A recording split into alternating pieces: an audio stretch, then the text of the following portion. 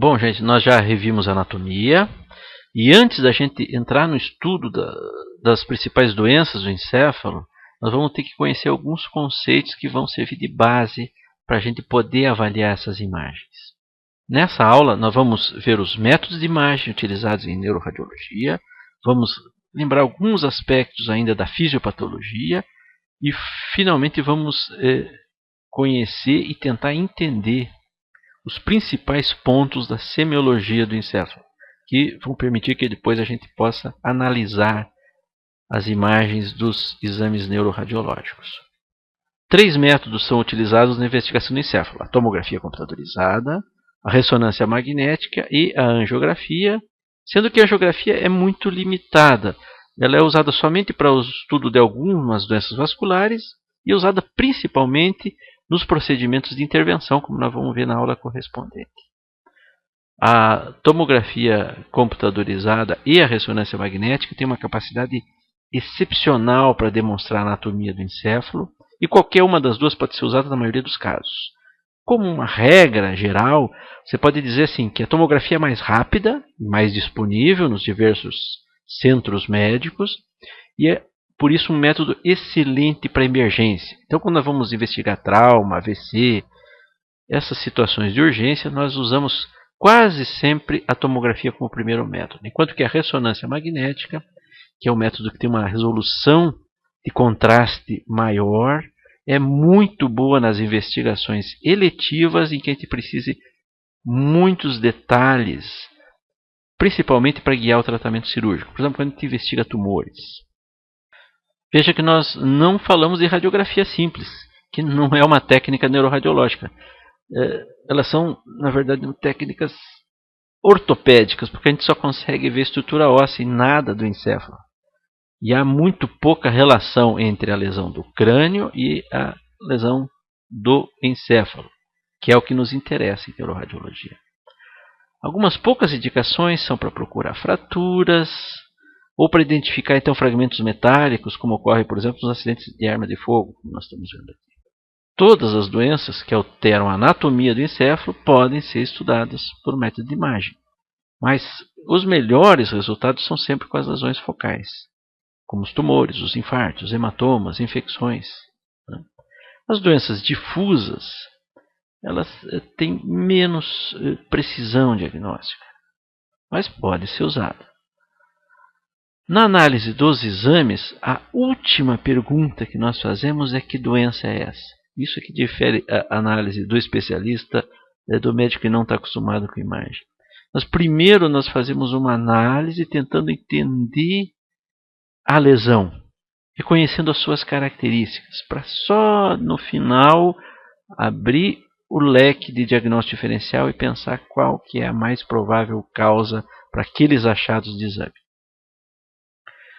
Claro que nós vamos verificar a localização da lesão, seu tamanho, se é simétrico ou não, se tem uma preferência por pegar substância branca ou cinzenta, e temos que sempre responder 3 perguntas básicas. Essa lesão é expansiva ou retrátil? Outra, ela é intra ou extraaxial? E, finalmente, há ou não quebra da barreira hematocefálica? Então vamos procurar entender essas características das lesões uma a uma, começando pelo efeito de massa ou pela retração. Como nós já falamos nas aulas anteriores, o encéfalo está contido numa caixa óssea não extensível, pelo menos no adulto, e se uma lesão causar aumento de volume de uma parte do encéfalo, ele vai empurrar, vai comprimir as estruturas vizinhas. Ao contrário, se o parênquima for destruído, ele vai ser substituído por um tecido de cicatrização, como acontece em todo o corpo. E esse tecido de cicatrização sempre vai ocupar menos espaço, menos volume do que o tecido original. Daí nós vamos ter o efeito de retração. Então, revisando, quando uma lesão cresce, primeira coisa que ele faz, ele vai reduzir ou até obliterar os espaços líquidos vizinhos. Se ele continuar crescendo, ele vai acabar empurrando tanto as estruturas vizinhas que acaba herniando, né? Esse conjunto de coisas é o que nós chamamos de efeito expansivo ou efeito de massa. Quando nós temos uma lesão que destrói tecido e ocorre a cicatrização, o espaço que sobra é ocupado por líquor. Ou seja, há uma dilatação dos espaços líquidos, ventrículos, sulcos, cisternas, e o que nós podemos chamar de efeito retrátil ou efeito de retração. Então, na imagem da esquerda, temos uma lesão com efeito expansivo. Veja como somem os sulcos, somem as cisternas do mesmo lado da lesão. Veja como o ventrículo lateral direito e o terceiro ventrículo estão comprimidos e deslocados. Já na imagem da esquerda, temos uma lesão cicatricial, né, uma gliose. Veja como os sulcos, especialmente o ventrículo adjacente, estão bastante dilatados. Aproveite para notar que o tecido gliótico tem uma grande quantidade de água. E parece até um cisto, mas é na verdade o tecido sólido cicatricial. Então veja nesse corte, por exemplo, quando surge uma lesão expansiva, mesmo que eu não consiga identificar exatamente onde está a lesão, qual é a lesão, eu consigo perceber o efeito expansivo pelo desaparecimento dos sulcos e pela compressão do ventrículo do lado da lesão.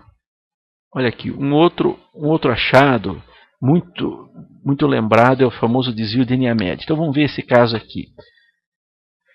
Veja que um hematoma subdural que surgiu entre o primeiro e o segundo exame causou uma compressão no ventrículo e um desvio de estruturas de linha média para a esquerda. Então nós podemos ver isso tanto pelo ventrículo quanto pelaquela pequena calcificação que serve de referência para a gente. Para que o deslocamento ocorra naturalmente, o hemisfério cerebral direito precisou herniar por baixo da foice, fazer uma hérnia subfalcina. Então, é justamente os sinais de herniação que nós vamos ver a seguir.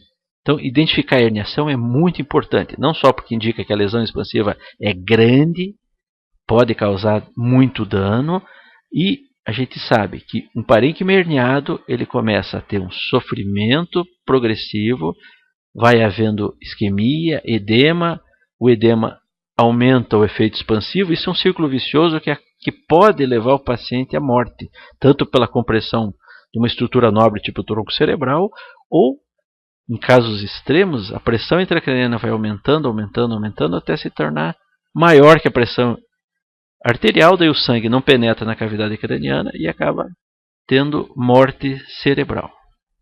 Pode haver diversos tipos de herniação.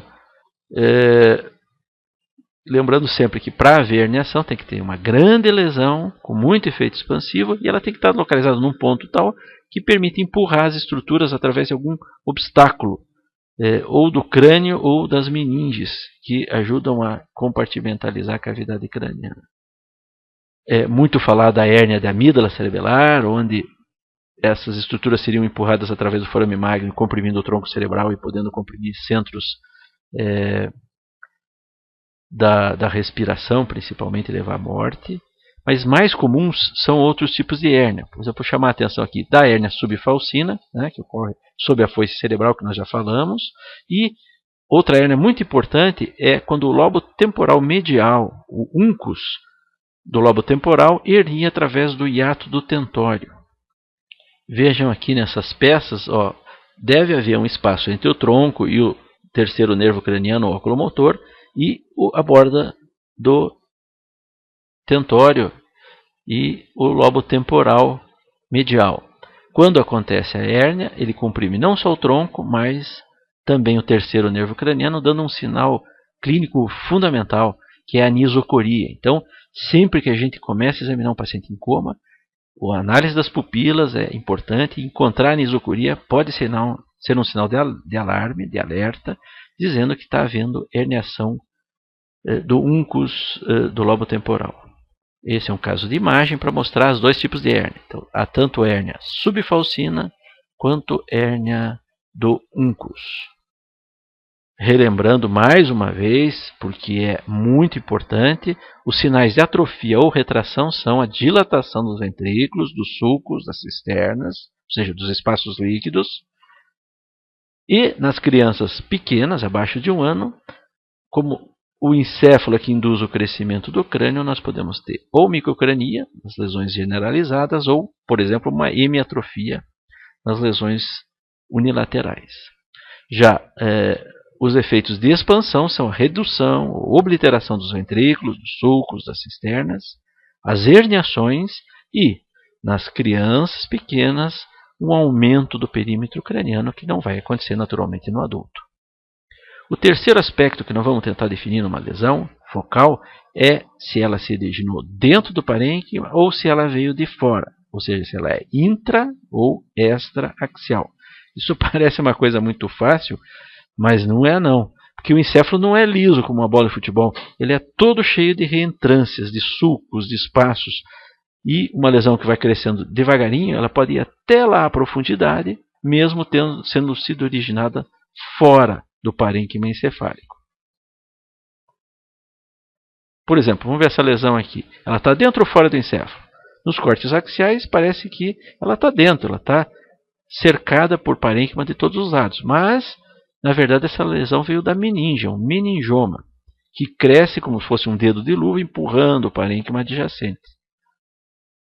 Saber que a lesão é extraaxial muda não só a lista de diagnósticos mais prováveis, mas também a abordagem cirúrgica é muito importante. E a gente deve sempre gastar alguns minutos ou alguns segundos questionando para nós mesmos se essa lesão veio de dentro do encéfalo ou de fora. Em outros casos, a lesão parece ser extraaxial, como esta aqui, que parece estar cercada por córtex, então ela estaria para fora do córtex, que faz até um remodelamento ósseo no crânio, que a gente pode ver melhor na tomografia, mas que na verdade era um glioma crescendo de forma exofítica. Então, mesmo a gente fazendo uma análise detalhada, a gente está sempre sujeito a erros. Vamos depois, quando a gente falar principalmente de tumores cerebrais, ver quais são os principais sinais que ajudam a separar as lesões intra das extra-axiais. Tá?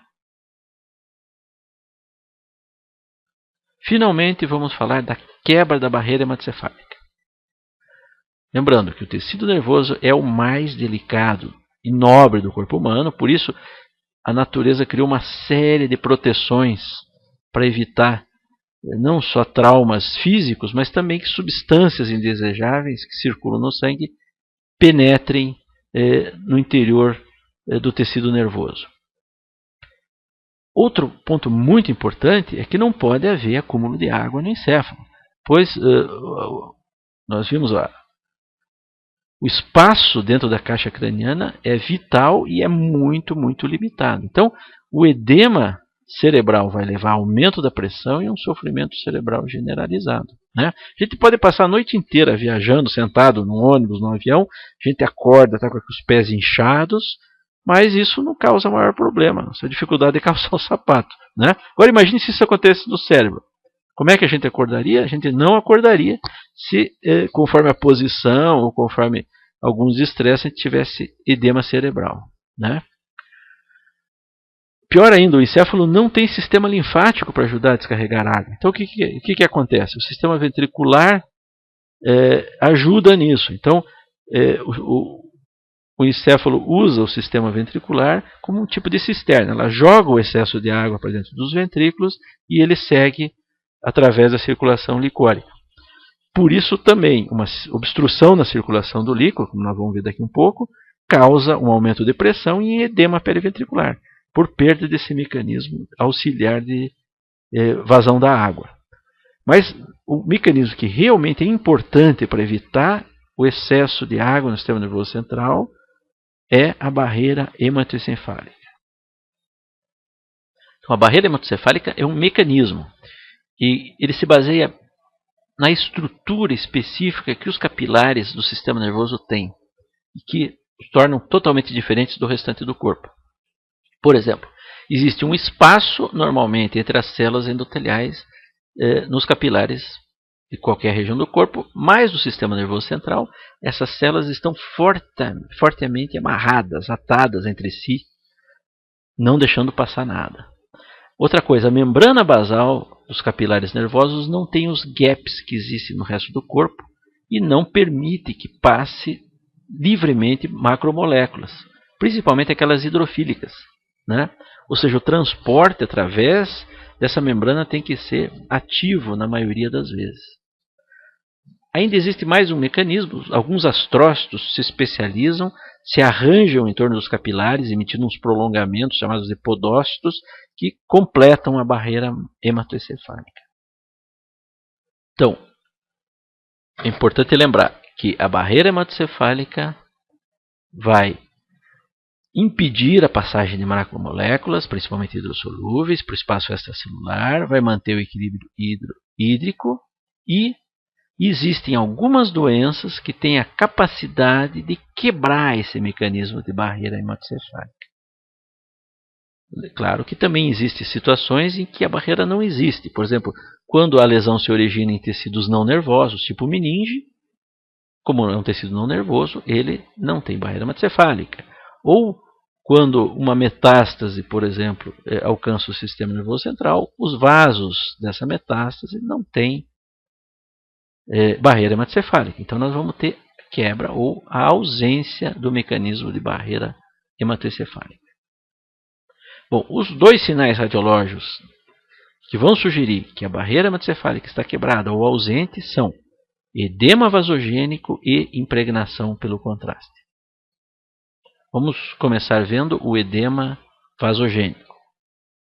O edema vasogênico é um dos 3 tipos de edema cerebral, junto com o edema citotóxico e a permeação transependimária. Então, no edema vasogênico, como aumenta a quantidade de água, a água extravasa e inunda as regiões em torno da lesão, nós vamos ter uma área com mais água, que é mais escura na tomografia computadorizada e hipodensa, e na ressonância magnética vamos ter uma área que vai ser hipointensa nas sequências baseadas em T1, mais escura, ou hiperintensa, ou seja, mais clara, mais branca, nas imagens ponderadas em T2. Além disso, a sua distribuição é bem característica. Veja nessa imagem, ela acompanha a substância branca e poupa o córtex. Por quê? Só por um motivo mecânico. É muito mais fácil para a água escoar ao longo das fibras de substância branca que formam como se fossem calhas ou condutos, que permitem que a água se dissemine em longas distâncias. Como a substância cinzenta não tem essa estrutura filamentar, ela é menos afetada. Então é bem típico esse aspecto de pseudópodos, como a gente chama, de envolvimento somente da substância branca. Já nas outras formas de edema, o aspecto é diferente. Aqui, o edema citotóxico, que é um edema intracelular, é predominante da substância cinzenta e depois se dissemina para a branca também, como a gente vê aqui nesse caso grave de trauma. Mas há um predomínio da substância cinzenta onde estão os neurônios. Já o edema pela permeação transependimária, como nós falamos, é um aumento de pressão ventricular e a água acumula em torno dos ventrículos. O líquor, o excesso de água, em vez de ser escoado pelos ventrículos, começa a transbordar e inundar as regiões periventriculares. Bom, a impregnação ou realce pelo contraste, que foi injetado endovenoso, ou seja, na tomografia o iodo e na ressonância magnética o gadolínio, também é uma característica bem típica da quebra de barreira hematoencefálica. Embora isso só tenha sido realmente tenha ganho importância com o surgimento dos métodos de imagem, já era possível demonstrar isso em algumas situações de anatomia patológica, mesmo sem recorrer a exames de imagem. Veja esse caso aqui. Esse é um corte de encéfalo de um paciente que faleceu oriundo do transplante de medula óssea. Esse paciente teve uma chamada reação enxerto e hospedeiro e sobreposta a ela uma infecção por aspergilo, por fungo. Então veja o que aconteceu. Bom, devido à reação enxerto versus hospedeiro, esse paciente estava muito ictérico. E devido à lesão do fungo, o processo inflamatório causou quebra da barreira hematoencefálica. Se eu pegasse qualquer órgão desse paciente na necrópsia, fígado, baço, coração, todos os órgãos estavam amarelados, esverdeados, devido à presença da bilirrubina, que é uma macromolécula. Por que o encéfalo não está? O encéfalo continua branquinho por causa da barreira hematocefálica que não deixa essa macromolécula penetrar dentro do tecido. Mas veja bem, nos pontos onde a infecção quebrou a barreira hematocefálica, a bilirrubina ultrapassou o vaso, impregnou o tecido e ficou com essa cor verde amarelada, com esse halo verde amarelado, mostrando nesse corte a quebra da barreira hematocefálica e a impregnação por bilirrubina. O contraste vai fazer a mesma coisa. O meio de contraste é uma macromolécula, como a bilirrubina. Então, no restante do corpo, o que acontece? Ele sai pelos poros e rapidamente entra em equilíbrio com o espaço extracelular. Já no encéfalo, não. No encéfalo, ele fica contido dentro dos vasos. Só vai haver realce se a barreira hematocefálica estiver quebrada ou não existir, ou seja, nos tecidos não nervosos. Então, o que acontece no exame? Essa ressonância aqui. Eu injeto contraste e vejo que uma área da lesão realça ou se impregna pelo contraste, ficando branca nas imagens T1, ou no caso da tomografia, também fica branca por impregnação pelo iodo. Relembrando mais uma vez, os sinais de quebra de barreira encefálica nessas imagens que nós estamos vendo aqui são o edema do tipo vasogênico, que pega a substância branca e polpa cinzenta, fica branco no T2, preto no T1 ou preto na tomografia computadorizada, e a impregnação pelo contraste, tanto pelo iodo quanto pelo gadolínio, como nesse caso aqui. Bom, agora, conhecendo esses aspectos importantes da semiologia, nós podemos partir para o estudo das principais doenças do sistema nervoso. Muito obrigado.